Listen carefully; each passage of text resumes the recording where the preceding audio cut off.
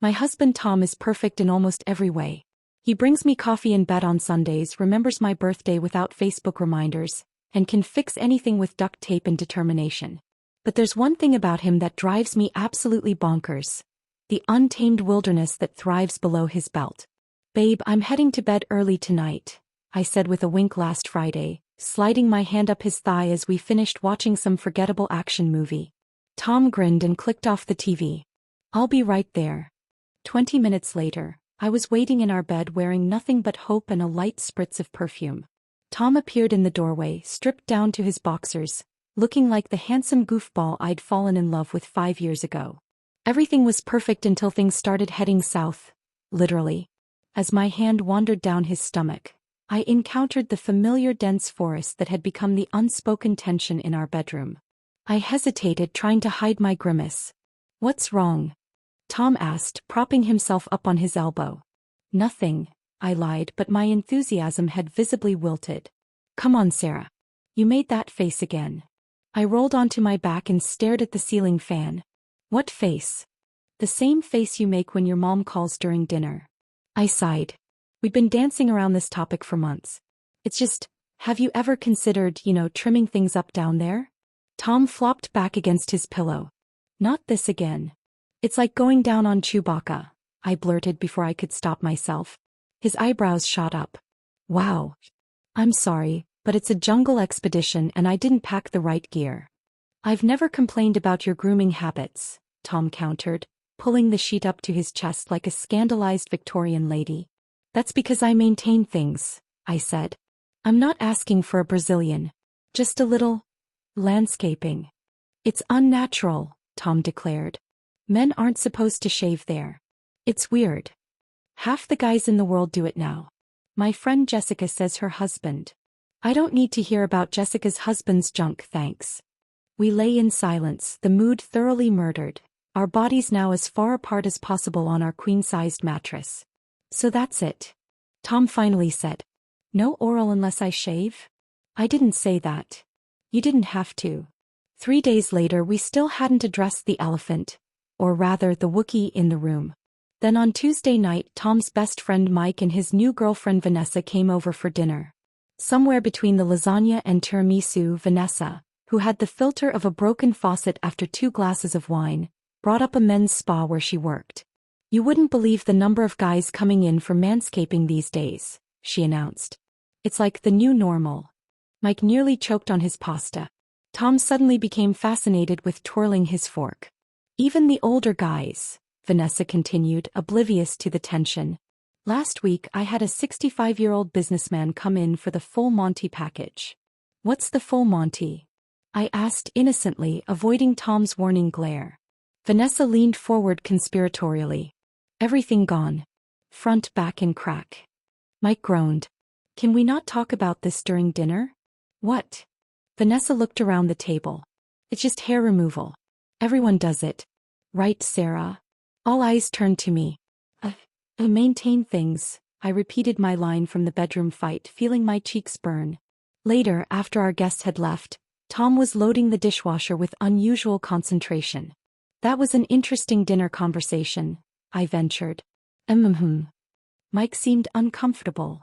"Mike's an open book. Always has been." Tom rinsed a plate with more force than necessary. "Apparently he's been getting waxed for years. Keeping secrets from his best friend." I tried not to smile. "Is that so?"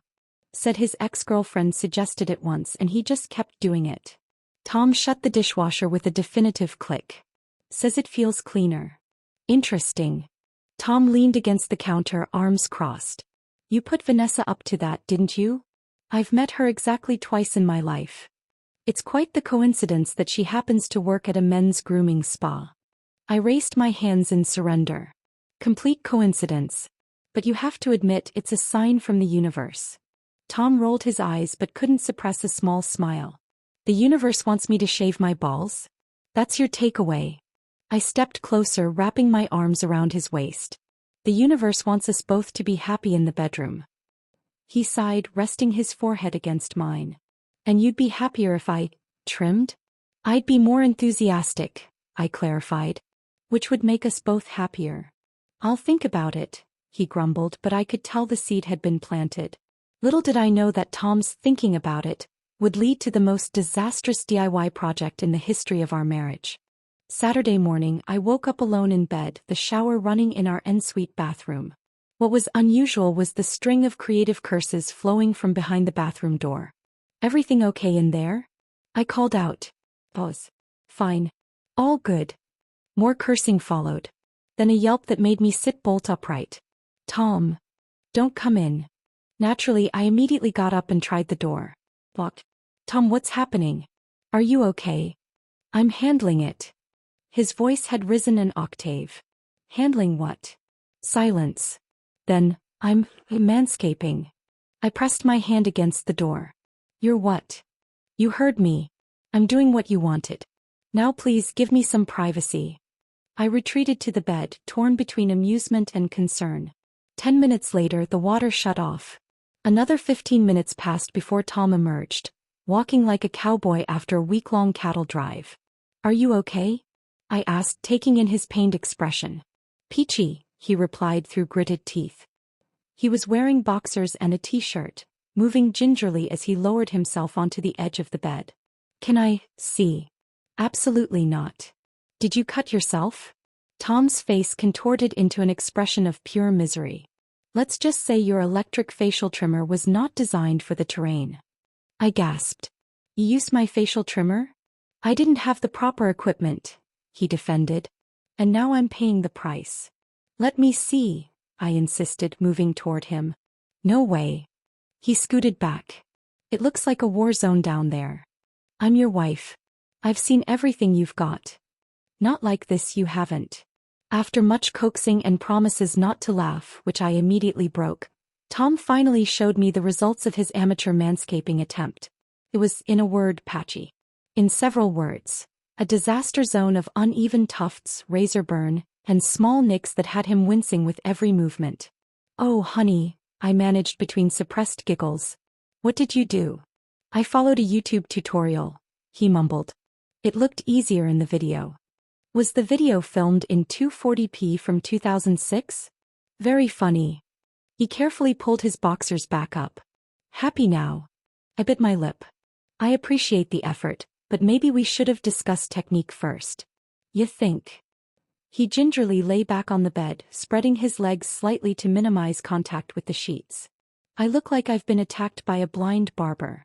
I disappeared into the bathroom and returned with aloe vera gel. "This will help with the burning." Tom eyed the bottle suspiciously. "I'm not letting you near ground zero." "Don't be a baby. I'll be gentle." With the reluctance of a man facing execution, Tom allowed me to apply the cooling gel. As I tended to his self-inflicted wounds, I couldn't help but feel touched by his misguided attempt to please me. For the next few days, Tom walked around our house like he'd ridden a horse across the country. He wore loose sweatpants and applied aloe vera religiously. I tried to be sympathetic, but occasionally couldn't help snorting with laughter when I caught him adjusting himself with a grimace. "You know what the worst part is?" he said one evening as we watched TV, him lying carefully positioned on the couch with a bag of frozen peas between his legs. "What's that?" "Mike won't stop texting me manscaping tips." He held up his phone to show me a string of messages. Apparently, I should have exfoliated first.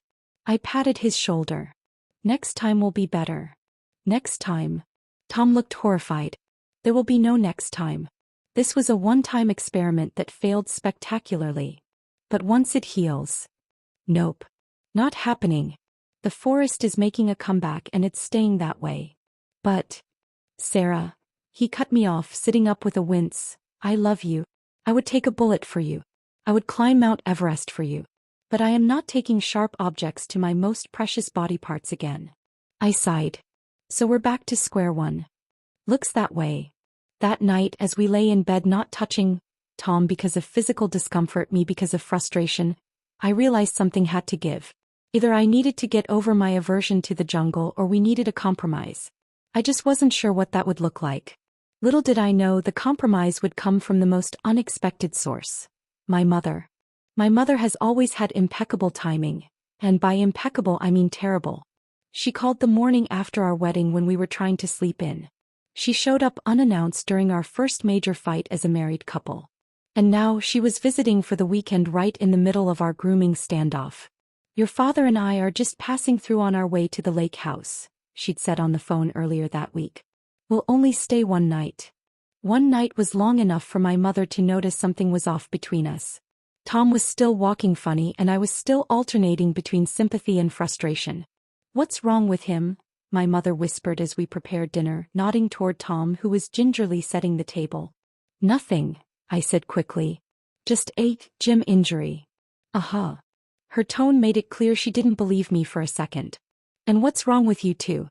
The tension in this house could cut glass." "We're fine, Mom." She gave me her patented, "I raised you and I know when you're lying" look.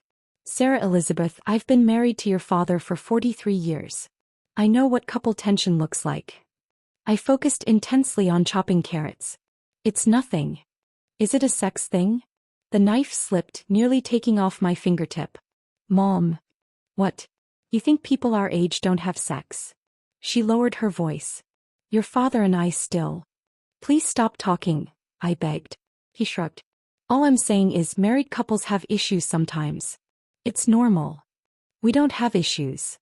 "Then why is Tom walking like he rode a horse to work and why are you chopping those carrots like they personally offended you?" I put down the knife before I could do any real damage. "It's just a preference disagreement." My mother nodded sagely. "Bedroom preferences?" I felt my face heat up but nodded slightly. "Let me guess. He wants something you don't or vice versa." "Something like that," I admitted. She patted my hand. "Communication, dear. And compromise. That's the secret to 43 years. After dinner, as my father and Tom watched sports, my mother cornered me in the kitchen. "All right, out with it," she demanded. "What's really going on?" "Mom, please." "Is it the hair thing?" My jaw dropped. "What?" She rolled her eyes. "Oh, please. Every couple goes through this at some point.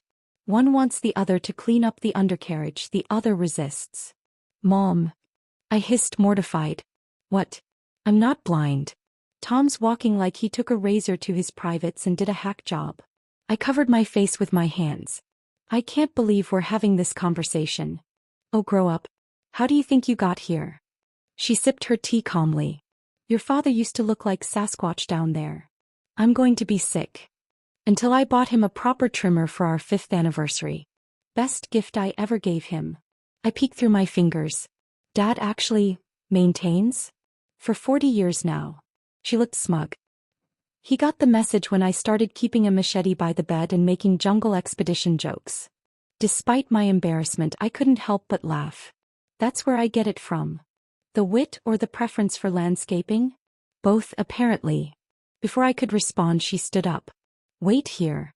She disappeared upstairs and returned minutes later with a small shopping bag.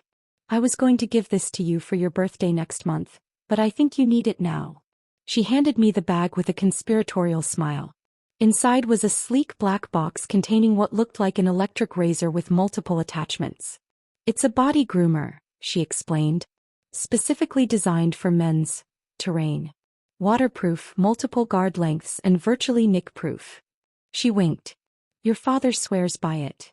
"Mom." I whispered, scandalized but also grateful. "I can't give Tom a pubic hair trimmer from my parents." "Of course not. It's from you. I'll take the secret to my grave." She patted my hand. "Just tell him it has different settings. He doesn't have to go bald.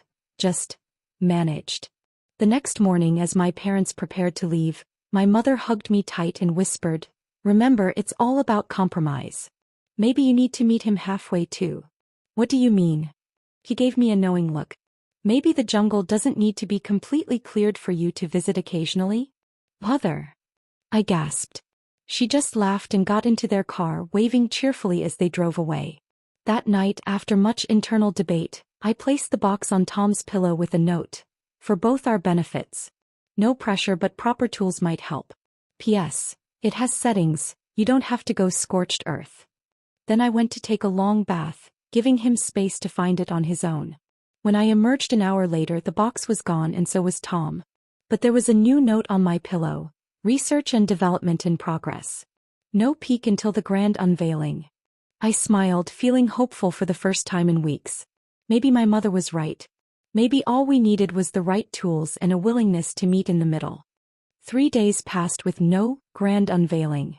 Tom was being suspiciously secretive, disappearing into the bathroom for long periods and changing clothes when I wasn't around.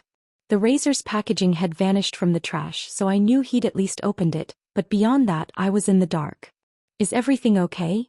I finally asked on the 4th night as we got ready for bed. Perfect, he answered with a mysterious smile. Why do you ask? Because you've been acting weird since my parents left. Weird how? Like you're hiding something. I narrowed my eyes. Are you using the trimmer? He just tapped the side of his nose and winked. Patience, grasshopper. The anticipation was killing me, but I decided to play along. That weekend, while Tom was watching football with Mike, I made a trip to the salon. If he was making an effort, so could I. Friday night finally arrived. Date night by long-standing tradition. Tom suggested we try the new Italian place downtown, the one we'd been wanting to visit for months. Fancy, I commented as we were seated at a corner table with actual candles and linen napkins. What's the occasion? Can't a man take his beautiful wife to a nice dinner? Tom reached across the table and took my hand. Besides, we have something to celebrate. We do. He leaned forward and whispered, the grand unveiling is tonight. I nearly choked on my water. You mean? Phase 1 of Operation Compromise is complete. Phase 1. I raised an eyebrow. There are phases? Tom just smiled and ordered us a bottle of wine. Throughout dinner there was a new energy between us. The tension of the past weeks had transformed into anticipation. Tom's eyes kept meeting mine with promise, and I found myself rushing through my tiramisu, something I'd normally savor. When we got home, Tom suggested a glass of wine on the couch. He seemed nervous now, fidgeting with his collar. Everything okay? I asked. Just managing expectations. He took a deep breath. I didn't go full scorched earth as your note suggested. I went for controlled deforestation. I bit back a laugh. That sounds reasonable. But he hesitated. I want us both to be happy. So I did some research. Research? Mike may have sent some very detailed articles. He grimaced. And diagrams. I see. Tom set down his wine glass and turned to face me fully. Here's the deal. I tried the trimmer. It's actually pretty great, no nicks this time. But I want to propose a compromise. I'm listening. I'm willing to keep things maintained, trimmed, but not completely bare. He looked at me earnestly. In return, I was hoping. Yes. That you might be willing to visit the jungle more often, even if it's not completely cleared. I smiled, touched by his earnestness. I think that's a fair compromise. Really? Really? I set down my own glass and moved closer to him. And as it happens, I've made my own effort this week. Tom raised his eyebrows. Oh. Let's just say I visited my own salon for some maintenance.